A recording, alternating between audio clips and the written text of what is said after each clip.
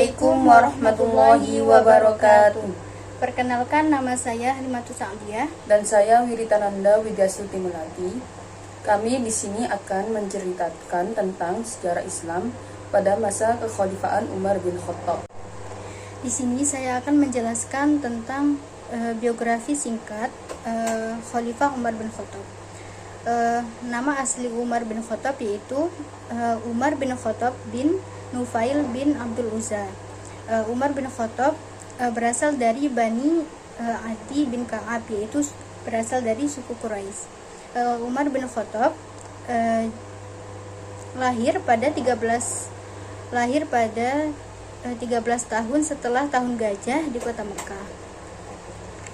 Dan Umar bin Khattab juga dijuluki oleh Rasulullah dengan julukan Al-Faruq, yaitu bisa membedakan yang kebenaran dan kebatilan. Dan Umar bin Khattab wafat pada tanggal 26 Zulhijjah pada tahun 23 di usianya yang ke-63 tahun. Selanjutnya yaitu tentang sistem pemilihan kekhalifahan Umar bin Khattab.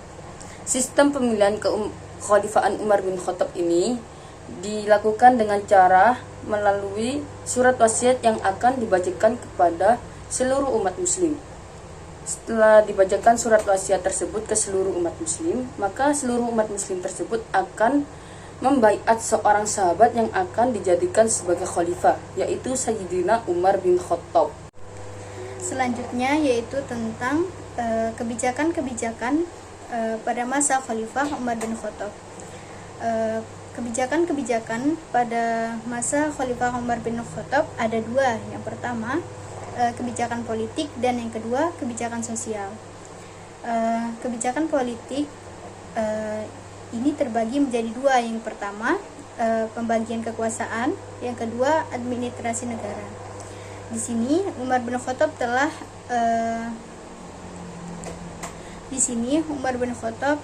telah membagi kekuasaannya secara terpisah. Yang pertama, kekuasaan legislatif, yaitu Majelis Syuro, yang dimana ini adalah sebuah pemerintahan yang paling penting dalam pembentukan Majelis Musyawarah. Terus yang kedua yaitu kekuasaan yudikatif. Kekuasaan yudikatif ini bertujuan untuk menyelesaikan masalah hukum yang berkaitan dengan data dan perdata. Dan selanjutnya kekuasaan eksekutif, yaitu khalifah, yang dimana di sini Sayyidina Umar sebagai kepala negara bertujuan untuk mengembangkan daerah kekuasaan Islam. Yang kedua yaitu administrasi negara. Di sini Sayyidina Umar memerintahkan kepada tentara negaranya untuk lebih proporsional supaya memperkuat ketahanan dan keamanan. Terus selanjutnya di sini Sayyidina Umar mengubah perampasan pajak tanah, yaitu dikembalikan kepada seluruh pemiliknya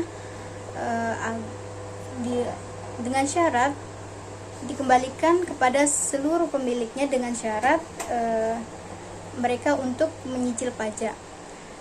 Dan selanjutnya di sini Sayyidina Umar juga memerintahkan pada negaranya untuk membangun sistem kepolisian, yang dimana bertujuan untuk menjaga keamanan dan ketertiban masyarakat. Yang kedua, kebijakan sosial. Di dalam kebijakan sosial ini dibagi menjadi dua bagian, yaitu pemberlakuan ijtihad dan penetapan kalender Islam. Yang pertama, pemberlakuan ijtihad. Pada saat agama Islam meluas hingga ke Syam, Mesir dan Persia, agama Islam ini banyak menjumpai kebudayaan yang baru di dalam negeri-negeri itu, sehingga timbullah berbagai macam kesulitan dan masalah-masalah yang belum pernah dijumpai oleh kaum muslim. Kemudian Umar mengadakan ijtihad dalam bidang fikih, ekonomi, sosial, dan politik dengan pengaruh yang begitu besar dalam masyarakat Islam dan masyarakat Arab, baik yang tinggal di Semenanjung dan di negeri-negeri yang sudah dibebaskan. Dan ijtihad itulah yang menyelamatkan kehidupan sosial dari kemunduran, dan dialah yang telah menjaga kehormatan jiwa Islam dalam hati kaum muslimin dimanapun mereka berada. Yang kedua yaitu penetapan kalender Islam. Pekerjaan pertama Umar yaitu menetapkan kalender Hijriah atau membuat kalender Islam. Alasannya Umar membuat kalender Islam yaitu surat-surat administrasi yang disampaikan oleh panglima perang, pegawai, dan pemerintah Arab, yaitu hanya menyantumkan tanggal dan bulan saja tanpa serta menyantumkan tahunnya.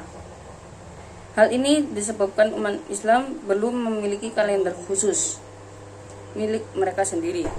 Umar melihat tersebut, merasa prihatin dan meminta para sahabat Nabi agar menetapkan kalender yang bagi kaum muslimin.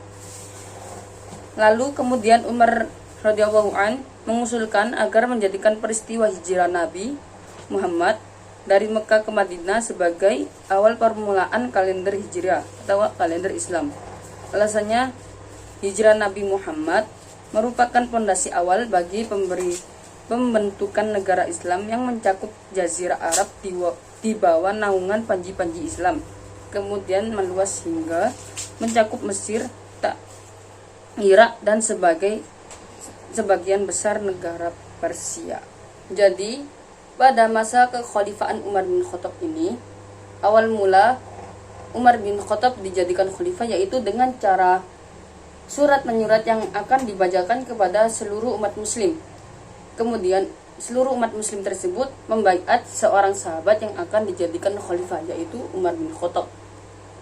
Kemudian Khalifah Umar bin Khattab ini memiliki kebijakan-kebijakan, yaitu kebijakan politik dan kebijakan sosial. Di dalam kebijakan politik sendiri yaitu memiliki dua, yaitu pembagian kekuasaan dan administrasi negara. Di dalam pembagian kekuasaan ini ada kekuasaan legislatif, eksekutif, dan yudikatif. Dan di dalam administrasi negara ini ada Diwanul Jundi, Diwanul Kharaj atau Baitul Mal, dan Diwanul Al-Ahdas. Dan yang kedua yaitu kebijakan sosial. Di dalam kebijakan sosial ini dibagi menjadi dua, yaitu pemberlakuan ijtihad dan menetapkan kalender Islam. Dan sekian dari kami. Apabila ada salah kata dan kekurangan, saya mohon maaf sebesar-besarnya. Wassalamualaikum warahmatullahi wabarakatuh.